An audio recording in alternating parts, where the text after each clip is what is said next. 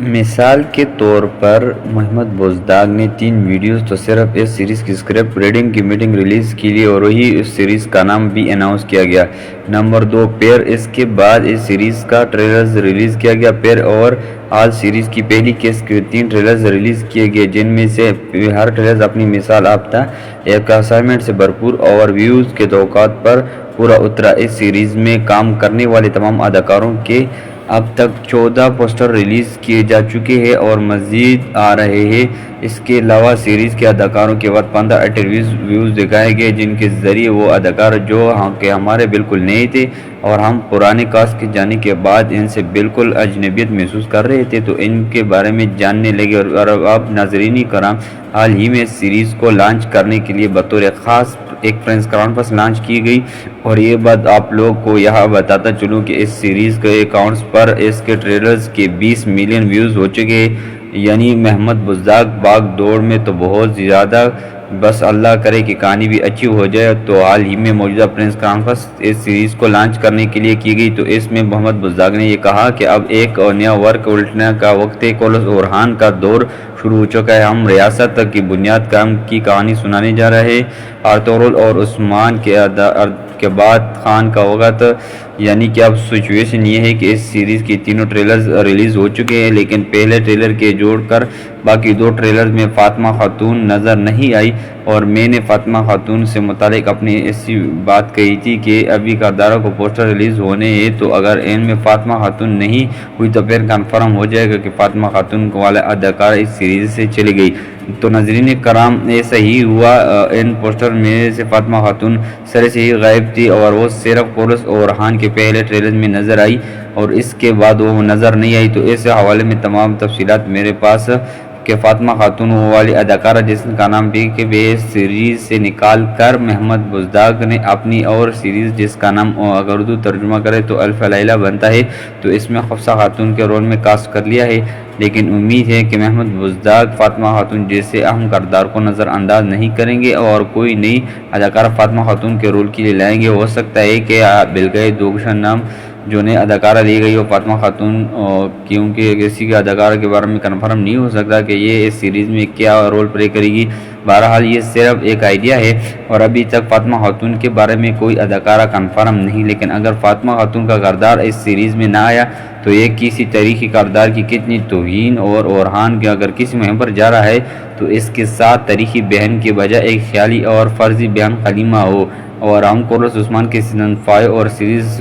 دیکھتے آ رہے ہیں کہ فاطمہ خاتون جنگوں میں عثمان بے اور رحان بے کے ساتھ جانے کی ضد کرتی تھی، اور اب جب اس کا وقت آیا تو اس کی جگہ حلیمہ آ گئی۔ اور ناظرین کرام، بڑھتے ہیں دوسری خبر کی طرف۔ تو قرہ عثمان یوٹیوب چینل پر ایک پول کروایا جس میں اس سیریز کے بیسٹ ایکٹرز کو ووٹ دینا تھا، تو یہ پول انہوں نے چند نہیں پہلے دن کروایا تھا، اور وہ 3 کریکٹرز تھے: عثمان بے، ترگت اور بالا خاتون۔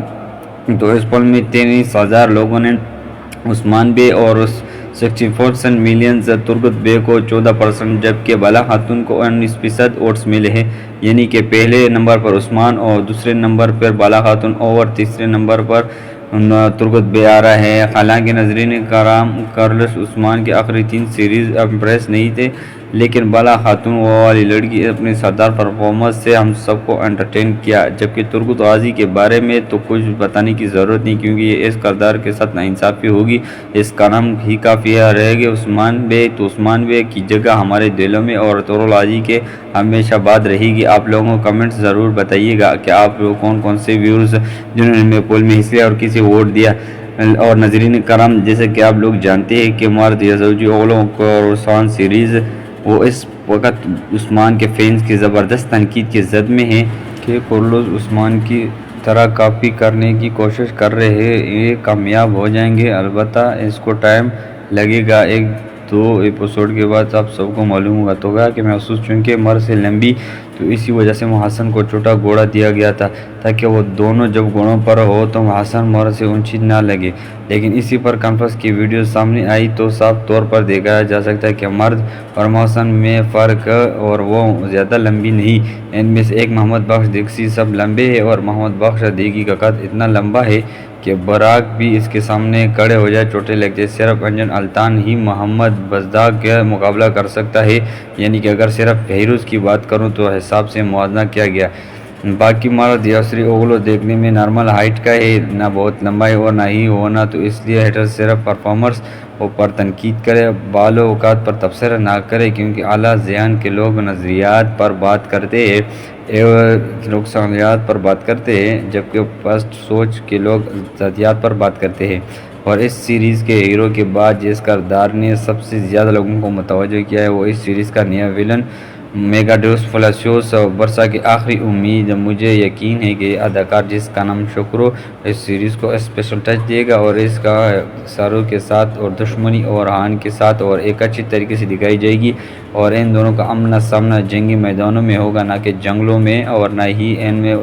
دم بھاگتا دکھایا جائے گا۔ لیکن اگر ان دونوں کا آمنا سامنا جنگلوں میں عثمان اور نکولا کی طرح ہوتا ہے یا پھر ارطغرل غازی اور نویان کی طرح، تو پھر جنگل بھی چلیں گے۔ اور دوسری بات کہ اورحان بے کا اپنے دشمن آمنا سامنا ویسا نہیں ہونا چاہیے جس طرح اب عثمان سیریز میں دکھانا شروع کر دیا گیا تھا کہ عثمان بے اپنے دشمنوں سے انہی کے قلعوں میں یا انہی کے باہر اس کے طرح ملاقاتیں کرتے تھے جیسے ان ہرات کے کھانے پر انوائٹ کرنے گئے ہو، بھلا اسے کون دشمنوں سے ملتا ہے۔ اور چونکہ آج کیس ریلیز ہونے جا رہی ہے تو اورحان بے کے اسکواڈ مکمل تفصیل سامنے آ گئی ہے۔ یہ تین لوگ اورحان بے کے قریبی آپس ساتھیوں میں سے جن کا نام بن اور دمرل اور درسن